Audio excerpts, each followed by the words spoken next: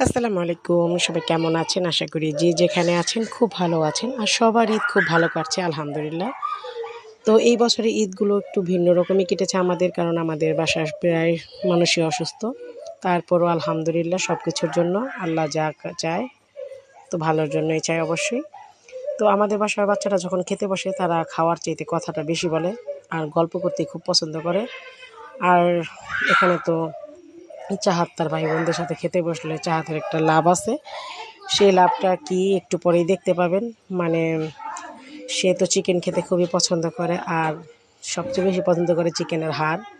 আর সব ভাই বোন মাংস খেয়ে তাকে হাড়গুলো দেয় আর সে বসে বসে হাড়গুলো খায়। এইরকম একটা অবস্থা। তো তাকে আমরা সবাই বিলাই বলি। এই জন্য আমাদের বাসায় হচ্ছে একটা ছোট্ট বিড়াল আছে। এই বিড়ালে চুকু চুকু করে হাড়গুলো খাচ্ছে চিকেনের। তো আমার ভাই সবার আগে খেয়ে ফেলছে আর বাকি সবাই লাস্ট।